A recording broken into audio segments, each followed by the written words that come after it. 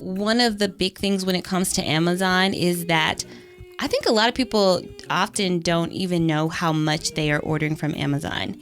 And I'm not going to put this family member on blast, but I remember we went to visit a family member once, and they showed us their Amazon purchases for the last 90 days. And they had ordered something from Amazon almost every single day. I want to say it was like 70 or something days. They'd order at least one thing from Amazon. And it's like, how? Let's make green together. Let's make green together. Let's make green together. Let's make green together. What's up, guys? Welcome to Black and Brown Make Green. I'm Natasha. And I'm Damien. A couple of weeks ago, we did a podcast episode and we mentioned that we didn't have Amazon Prime. And someone reached out to us and they said, how do y'all do that? Because everybody uses Amazon, it seems. Everybody's using Prime, and we do not. And we have not for probably about 2 or 3 years now. Yeah. And so we're going to talk about it. We're going to talk about how you can survive without Amazon Prime. Survive is, it's kind of funny to me because it's not a necessity, and this is not how we grew up, right? If you rewind the tapes and you go back to little Natasha and little Damien, you'll find that we had to travel to go and get goods, right? You had to go and travel. We weren't close. What were you, 30 minutes away from the grocery store? Mm-hmm. Yeah, so was I. 30 minutes away from a grocery store. For me, I was an hour and a half away from a Walmart. So you learn how to do without for, some amount of time, 2 weeks, a month. And, you stretch yourself thin to get your groceries, to get your goods or whatever you need. Like we actually had a grocery store in my hometown, and it was small and it was expensive. So we would go to the next town over, which was 30 minutes away, to get our stuff. And that would happen once a week. Once a month or so, we'd go to the bigger city, Odessa, or Midland, and that's where we'd get other things, right? Like all the other cleaning supplies. There was a Walmart there, and we'd stock up there, and we'd come with a vehicle full of goods, right? So for me, thinking back to the way that we grew up and the way that we are now, it's kind of very similar. We'd go to the store periodically, kind of on a schedule, right? Maybe once a week to go to the grocery store. And then maybe more infrequently, we go to the other store, right, to get the actual other goods, not just groceries. Well, I guess that's it, Damien. This podcast is over. That's the reason why we don't need Amazon Prime, because that's how we grew up, and we're done. No, but seriously, thinking about what you're saying, maybe that's one of the reasons why we are able to wait more so than other people. But I think there's a little bit more to it than that. I think you say that we don't need this. It's not a necessity, as I alluded to at the beginning.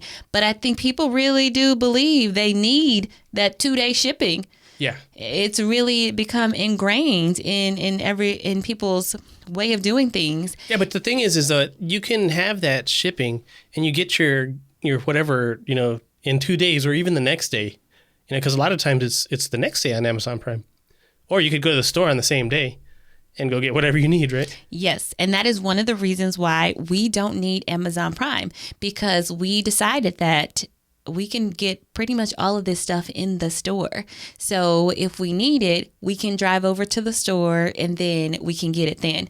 Yeah. Because I think a lot of times Amazon, it's so easy to put things in your cart and to buy them right away that sometimes you're buying things that you really don't need. That's just the fact of the matter. You're buying things that you don't need.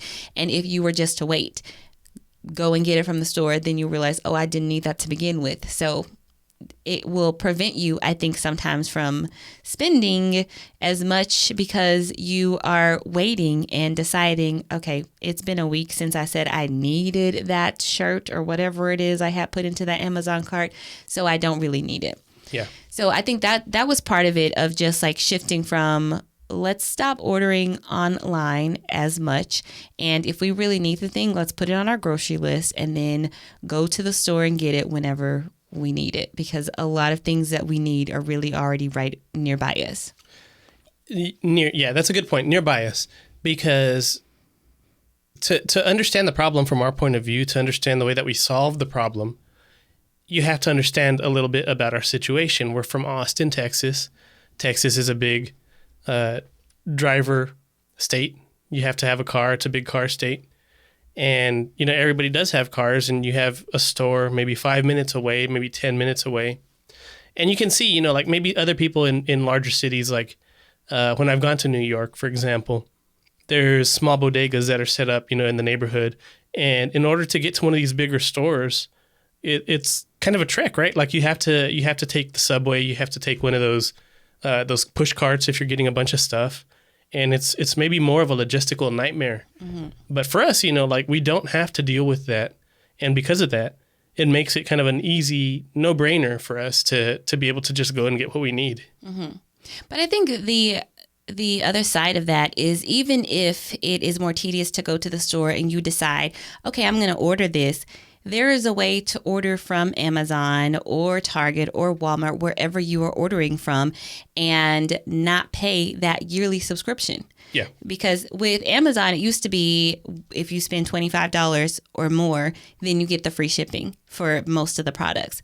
They have taken that up to $35 or more at this point. Yeah. But if you're ordering something like you're saying, like groceries or, several household items that you need, then you're likely to hit that $35 target. Pretty easily. And you'll just have to wait a few more days to get your package. Yeah. So what it comes down to is planning so that you can have the item when you actually need it. Yeah. So you're ordering it ahead of time if you really need to order.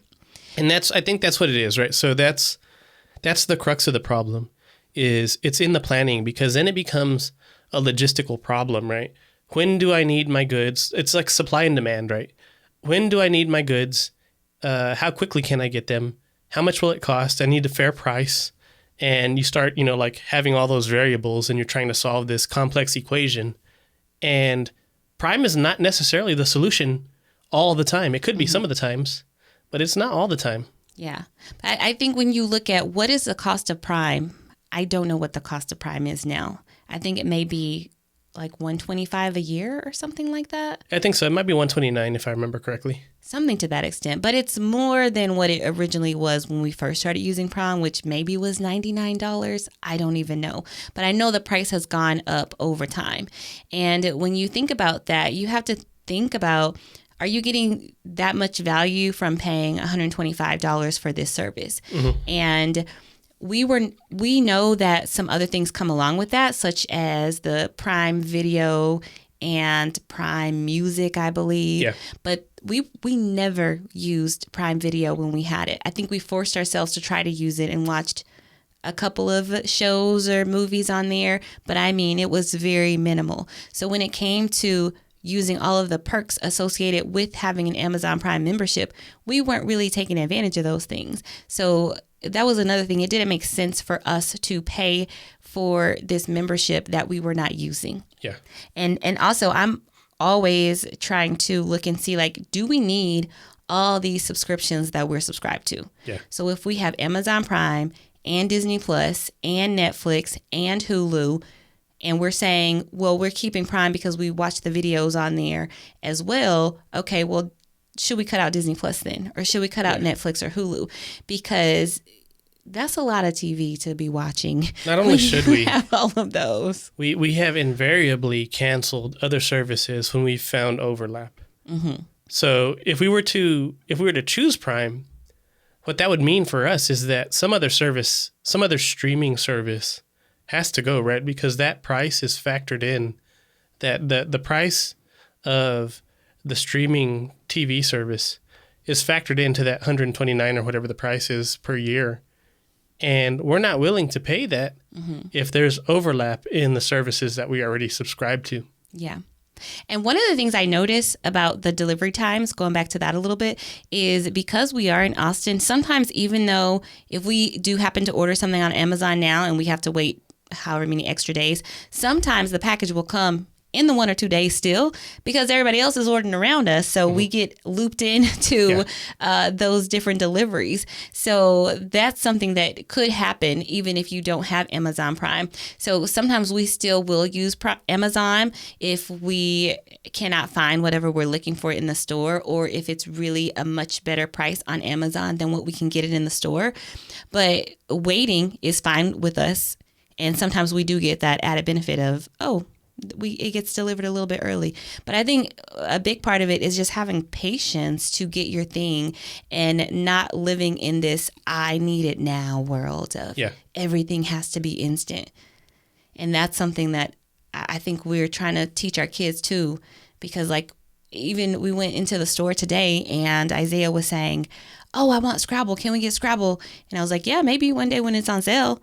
And he's like, no, I want it today. And I was like, no, you can't just buy everything you want on the same day you go into the store. You can't just go and buy things. Yeah. And so I think part of the Amazon issue is that it's so instant and everything in our lives is so instant. And I think just being able to slow down a little bit and being okay with waiting a little bit could be helpful for other people. I know it's good for us to wait a little bit. Yeah, that's the idea of delayed gratification. And you can see throughout all of society, things are speeding up and things are becoming more immediate and things are becoming more accessible, not just with this, not just with delivery and, goods, but with everything. And the opposite of that, right? Like the polar opposite of that is waiting and being patient. And those are virtues, right? Those are things that you should work on in order to become like a fulfilled person. And you may have access to something. You may have access to Amazon Prime, and it may be a good fit for you. But what's the opposite, right? Like, how do you know if the other thing can't work for you, and if it's actually cheaper? Yeah.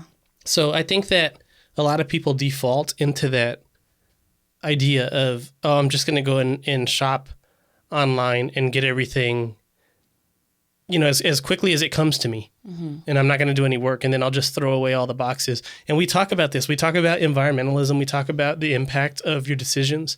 And this is one of them, that cardboard, you stick it in your recycling container. Does it really get recycled? I don't know. I've seen stories where the recycling just gets dumped in a dump, right? Mm-hmm. So it's hard to know, and it's hard to characterize the outcome of what happens with your decisions. This is one of them, though. Like all that tape, all that cardboard, all the trash, all the garbage, all the emissions from the delivery, that's got to be taken into account. Mm-hmm. Yeah, and those are good points. I think one of the big things when it comes to Amazon is that I think a lot of people often don't even know how much they are ordering from Amazon. And I'm not going to put this family member on blast, but I remember we went to visit a family member once, and they showed us their Amazon purchases for the last 90 days. And they had ordered something from Amazon almost every single day. I want to say it was like 70 or something days. They'd order at least one thing from Amazon. And it's like, how could you need all of those different things in 3 months? Like what is going on? You don't have 12 people in your family that you're purchasing things from or something. So I think we believe that we need Amazon because it's kind of been ingrained into us at this point. And I think part of what we have to do is just really kind of think about, do I really need Amazon Prime? Am I really using it? And the stuff that I'm ordering on Amazon, am I just ordering a lot of things that are not being used again? Yeah. Or, I don't know. No, you're right, though, because it's easy. Okay, so look at the orders that you've made on Amazon, and you'll find it's hard to tell how much you've spent, right? Mm-hmm. How much have I spent on Amazon in the last 3 months? They do not make it easy. It's hard to tell. It's not straight up. So then you go to your credit card statement. How much have I ordered on Amazon Prime? And you could find out there, but you don't know what it's spent on. You don't know if it's spent on groceries. You don't know if it's spent on, apparel. You don't know exactly what category it's spent on. So you can't curtail that purchasing impulse, or maybe it's not an impulse, maybe it's a need, right? You can't determine one from the other very easily. You could if you put in the work, but they do not make it easy. And that's probably intentional. Yeah. If you go to the store yourself, if you go and make your purchase yourself, if you touch the item, you pick it up off the shelf, there's a decision. The rationale is different than looking at a picture online and clicking a button that says buy. It's too easy. There's not enough friction in that purchasing decision. And it's so instant. Like, I know there's click to buy where you don't even have to go through the checkout process. I've never actually used it, so I don't even know how that works. But I would imagine that it's one click and then, the thing is getting sent to you. So it's way too easy for us to spend our money on Amazon and other places as well. And so for me, one of the things that we've tried to do is let's just slow down our purchasing, because I want to keep the money longer than pushing money out faster. Yeah, one of the things that we've always said is that we should make it as easy as possible for other people to pay us. We should make it as hard as possible to pay other people. And we pay our debts. We don't try to go around it, but we should at least make it hard. Yeah. Yeah, so that's really how we survive without Amazon Prime. So we use other streaming services instead of the ones that are on Prime. And then, one of the things I was going to say is sometimes when you don't subscribe to Amazon Prime and you go to check out, then they may offer you a week free trial of Amazon Prime or a month free trial of Amazon Prime. So sometimes if we know, okay, we've got several things that we need to order from Amazon because we can't find it anywhere else, then we will subscribe for that week and just put it on the calendar to unsubscribe before that week is up, which is actually something we just did in the last week. And so it's really just remembering to unsubscribe so that you're not paying for that subscription. But that is also how I use Audible, by the way, which is owned by Amazon, is that I've talked about how much I love audiobooks. And so I paid for Audible a couple of times, and then I canceled the membership because it was like 4 months at a reduced price. And then now, every so often, Audible will send me an email, or Amazon, whoever you want to call, Amazon or Audible, they'll send me an email and say, you can get 1 month free. And so right now, I'm on a 1 month free trial. So I get one free book, and I will be canceling it before December 12th, before it renews. But then also, I'll get, discount available for that. And the same is for Amazon Prime. I know recently there was an offer for you of 1 week of Amazon Prime for $1.99. Yeah. So essentially paying the cost of the small cost of shipping for an item, so that you can get it right away versus waiting a long time if you needed it right away. But those are some of the kind of hacks that we use to still get the perks of Amazon Prime, even though we don't subscribe on a consistent basis to Amazon Prime. Yeah, and look, let's be honest. We have been subscribers to Amazon Prime in the past. And when we did the thing, right? We went through the checkout process for almost every purchase that we wanted to make, except for maybe groceries. We'd still go to the store. Every other item, we would just go through Amazon. So we know what that feeling is like. We know how easy it is to make that purchase. And we know that there's a bit of fun in looking and deciding and hitting that button and then having it appear on your doorstep as if it were a present. It's not a present. It's trash. It's trash, and then inside of the trash is the goods you ordered, right?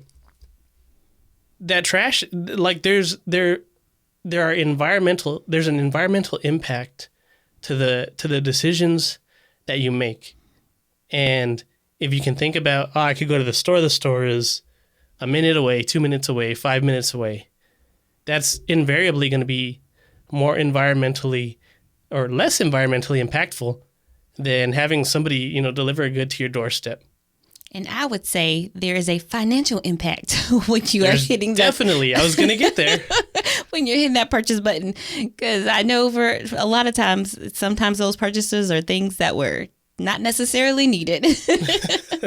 Yeah, especially for those of us that make those purchases, 70 out of the 90 days. Yeah, for sure. All right. Well, if you are considering going without Amazon Prime, definitely give it a try. I think that it's definitely something that is doable as long as you plan ahead for your purchases and think about the use case for Amazon Prime if it's worth it for you. But I do think it's really important to re-examine any subscriptions that you have to see, is it worth it for me to keep paying for this? Not only any subscription, but any financial decision that you're making. Yeah. And this is one of them. Anything you're paying for, essentially, any Yeah. services or whatnot. All right. If you enjoyed this episode, please go to our website and subscribe to our newsletter, blackandbrownmakegreen.com/subscribe. And also share this with a friend. And don't forget to join us next time. And let's make green together. Let's make green together. Let's make green together.